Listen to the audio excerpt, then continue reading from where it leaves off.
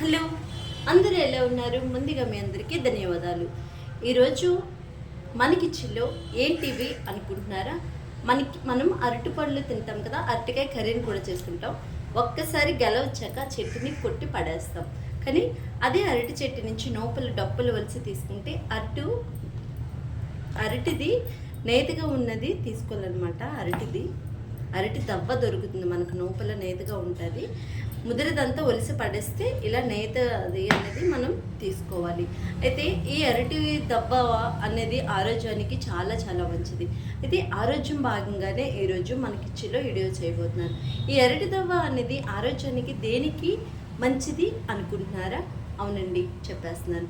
కిడ్నీలో టోన్స్ ఉన్నవాళ్ళు ఈ అరటి దవ్వ రోజుకి లేదా వీక్లీలో 2-3 డేస్ తీసుకున్నా కానీ మన కిడ్నీలో టోన్స్ని కన్నా కరగదీస్తుంది. కిడ్నీలో టోన్స్ని కూడా అలాగే చేరనివ్వదు. అలాగే మా నాయనమ్మ చెప్పిన ప్రకారంగా ఇది మా నాయనమ్మ ఒక కర్రీ అనమాట. నాయనమ్మ దీన్ని కర్రీ చేసేవారు. అరటి చెట్టు కొట్టిగానే నేత దవ్వంతా ఒలిసి కర్రీ చేసేవారు. చాలా చాలా బాగుంటుంది. కానీ కిడ్నీలో టోన్స్కే కాదు, చాలా ఆరోగ్యాలకి ఈ అరటి దవ్వ అనేది చాలా చాలా మంచిది. ఇంట్లో ముసలి వాళ్ళ నుంచి చంటి పిల్లల దాకా తినే ఈ ఒక కర్రీ ఈరోజు ఎలా చేయాలనేది ఈ ఒక వీడియో. కిడ్నీలో టోన్స్ కోసం జ్యూస్ పల్లింగే కాదు, ఇలా కర్రీ పల్లింగ కూడా తీసుకోవచ్చు. అయితే ఇన్ని ఆరోగ్యాలు ఉన్న ఈ అరటి దవ్వ కర్రీ చూడకపోతే ఎలా? మనం అరటి చెట్టు నుంచి నేతిగా ఉన్న అరటి దవ్వని తీసుకున్నాను. ముద్రగా వేస్టేజ్ అంతా నేను కట్ చేసి పడేసాను అనమాట. దీన్ని మనం చిన్న చిన్న ముక్కలుగా కట్ చేసుకోవాలి. ఫస్ట్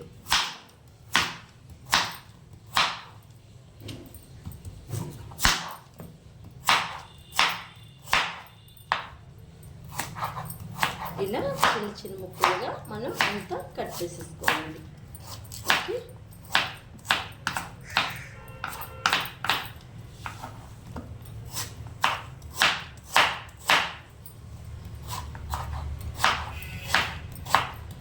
ఆరోగ్యమే మహాభాగ్యం అని మన పెద్దలు చెప్పిన మాటలు అస్సలు మర్చిపోకండి. ఇప్పుడున్న బిజీ కాలంలో ఆరోగ్యాన్ని పట్టించుకోవట్లేదు. ఆరోగ్యమే మహాభాగ్యం అని తెలుసు కదా మనందరికీ, కానీ పట్టించుకోవడానికి అంత టైం కూడా ఉండట్లేదు. కాస్తంత శ్రద్ధ పెడితే మంచి ఆరోగ్యమైన ఫుడ్ మన ఇంట్లోనే ప్రిపేర్ చేసుకోవచ్చండి. ఓకే, అరటి దవ్వంతా కూడా ఇట్లా చిన్న చిన్న ముక్కలుగా కట్ చేసుకోవాలి.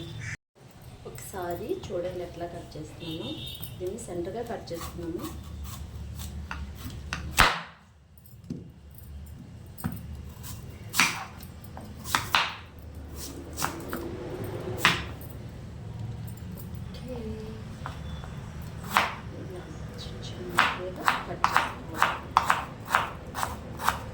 అంతే, ఇట్లా కట్ చేసుకోవాలి.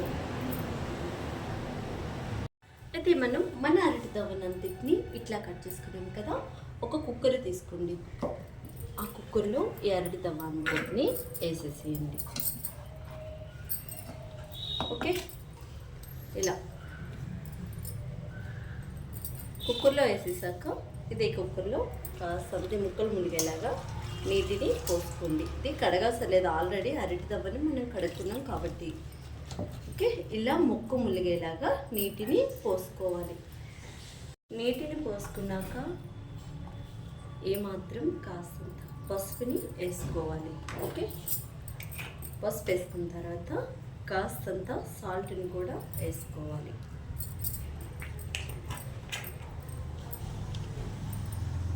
ఓకే, నీరు, పసుపు, సాల్ట్ని వేసుకొని కుక్కర్ని క్లోజ్ చేసేసాము. క్లోజ్ చేసిన దాన్ని మనం గ్యాస్ పైన పెట్టుకొని, స్టవ్ పైన పెట్టుకొని దీన్ని మిడిల్లో పెట్టుకొని 4 విజిల్ వచ్చేదాకా మనం ఉడికించుకోవాలి. చూడండి, స్టవ్ పైన పెట్టేసాను. ఇది ఐలో పెట్టి ఉసుస్ అన్నప్పుడు మిడిల్లో పెట్టి 4 విజిల్స్ అయితే ఇవ్వాలి. ఇక్కడ అది కర్రీ కోసం అదైతే విజిల్స్ ఇచ్చుకున్నాం కదా, ఆ కర్రీ ప్రాసెస్ కోసం 4 మిడిల్ సైజు ఉల్లిపాయలు తీసుకున్నాను. 2 మిడిల్ పాటి టమోటాలు తీసుకోవాలి. ఒక వెల్లుల్లిపాయ బుద్ధిని తొక్క తీసి పక్కన పెట్టుకోవాలి. అలాగే ఒక 7-8 పచ్చిమిరపకాయలు వేసుకోవాలి.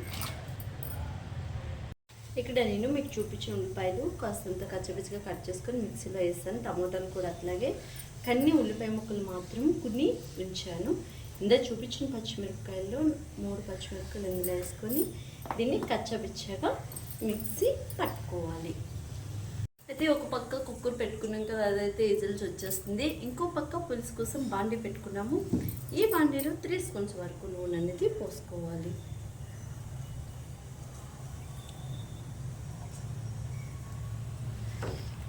ఓకే, ఈ నూనెలో కాస్త మెంతుల్ని చిటపట్లాడించాలి. మెంతులు వేసుకున్న తర్వాత అలాగే చిన్న స్పూన్తో కాస్తన్ని ఆవాలు, అలాగే జీలకర్ర ఈ స్పూన్తో 2 స్పూన్స్ వేసుకోవాలి, 2 స్పూన్స్. అలాగే 2 స్పూన్స్ చిన్న కాబట్టి మినపప్పు, అలాగే శనగపప్పు కూడా 3 స్పూన్స్ శనగపప్పు. ఓకే,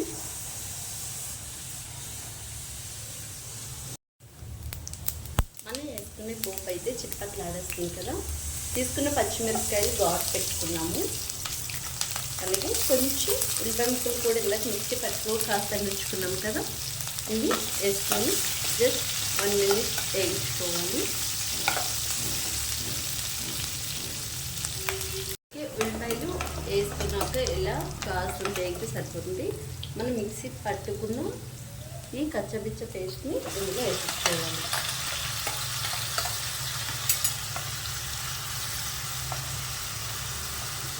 ఓకే, పేస్ట్ చూడండి ఇట్లా కచ్చబిచ్చగా మాత్రమే ఉండాలి.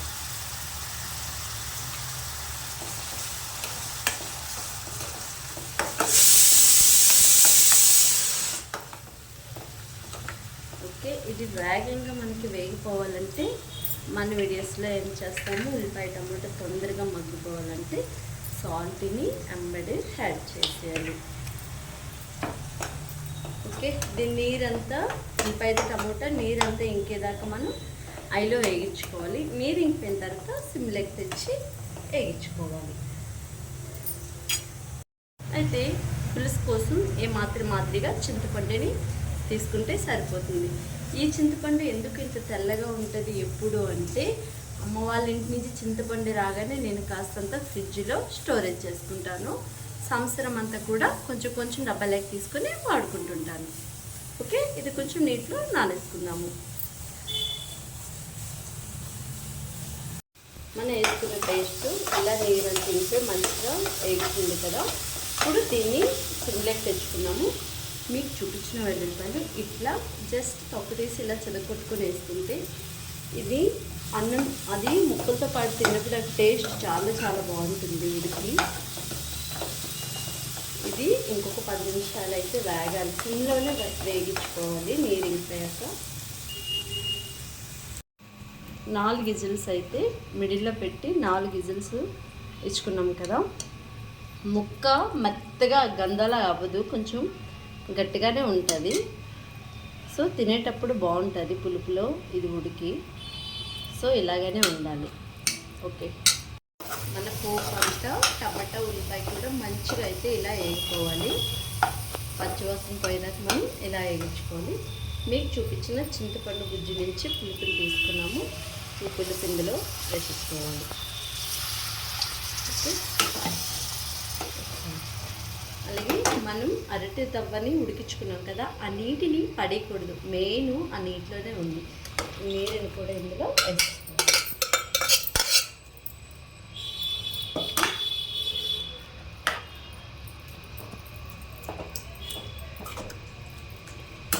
మనం ముక్కలు పులుపు వేసుకున్నాం కదా. ఇప్పుడు ఇందులో రుచికి సరిపడగా కారాన్ని కూడా మనం వేసుకోవాలి. మీరు ఎంత కారం తింటే అంత వేసుకోండి. ఇక్కడ నేను తక్కువే పిల్లలు తింటాను కాబట్టి తక్కువే వేస్తున్నాను. కాస్తంత జీలకర్ర పొడిని కూడా వేసుకోవాలి. కాస్తంత ఇంగాన్ని కూడా వేసుకోవాలి ఒక టేస్ట్ కోసం. కాస్తంత మిరియాల పొడిని కూడా మనం వేసుకోవాలి. మాత్రం బెల్లాన్ని కంపల్సరిగా వేసుకోవాలి. ఇప్పుడు దీన్ని మూత పెట్టి 15 నిమిషాలు ఆయిల్లో పెట్టి ఉడికించుకోవాలి. అది కుతుకుతూ ఉడికినప్పుడే కరివేపాకు రెమ్మలు కూడా వేసుకుంటే కరివేపాకు జ్యూస్ కూడా అందులో దిగుతుంది. అంత దగ్గర పడేదాకా మనం ఐలో పెట్టి ఉడికించుకొని మూత పెట్టేసుకుందాం. అయితే ఇక్కడ కాస్తంత ముక్క గట్టిగా ఉంటుంది కదా, మీకు ఇంకా స్మూత్గా సాఫ్ట్గా కావాలనుకుంటే కంపల్సరీ ఒక 7-8 విజిల్లు మిడిల్లో పెట్టి ఇవ్వండి. ఇచ్చిన తర్వాత పులిపేసి ఉడికిన తర్వాత ఇంకా మెత్తగా కావాలంటే మీరు ఏం చేస్తారు, ఇట్లా పప్పు గుత్తు పెట్టుకొని ఇట్లా మెదిపించుకుంటే ఇంకా గుజ్జులాగా అయిపోతుంది అనమాట. అరటి తవ్వ ఉడికాక ఇలా మెదిపించుకోవాలి. ముక్కు పల్లెంగా తినాలనుకున్న వాళ్ళు ఇలా మెదపు కన్నా ఆ ముక్కుల్ని ఉంచేసుకోండి. కానీ ముక్కు కంపల్సరీ తినాలి, ఆరోగ్యానికి చాలా చాలా మంచిది. నా మాటల్లో నేను చెప్పడం కాదండి, ఆరోగ్యాన్ని కాపాడుకోవడం చాలా ఇంపార్టెంట్. ఎంత బిజీగా ఉన్నా కానీ ఆరోగ్యమే మహాభాగ్యమని గుర్తుపెట్టుకోండి. అయితే ఈ అరటి దవ్వ పులుసు అనేది కర్రీ ఎలా చేసుకోవాలో చూపించారు కదా, టేస్ట్ కూడా వేరే లెవెల్ ఉంటుంది. అయితే ఒకసారి మీరు కూడా ట్రై చేసేయండి. హాయ్ హలో, ముందుగా మీ అందరికీ ధన్యవాదాలు. ఈ అరటి దవ్వ పులుసు అనేది మా అమ్మే కాదు, మా అమ్మల నాన్నమ్మ మా అమ్మకి నేర్పించారు. ఈరోజు మా అమ్మ మాకు వండి పెట్టారు. ఈ అరటి దవ్వ పులుసు అనేది చాలా బాగుంటుంది, ఆరోగ్యానికి చాలా మంచిది. ఇది మేమే కాదు, మీరు కూడా ట్రై చేయండి. ఒకవేళ ఈ వీడియో కానీ మీకు నచ్చినట్టయితే లైక్ చేయండి, షేర్ చేయండి, సబ్స్క్రైబ్ చేయండి. ఇలాంటి ఫుడ్ చాలానే ఉన్నాయి మా యూట్యూబ్ ఛానల్లో, కావాలంటే వెళ్ళి చూడండి. అంతవరకు మీ అందరికీ బాయ్.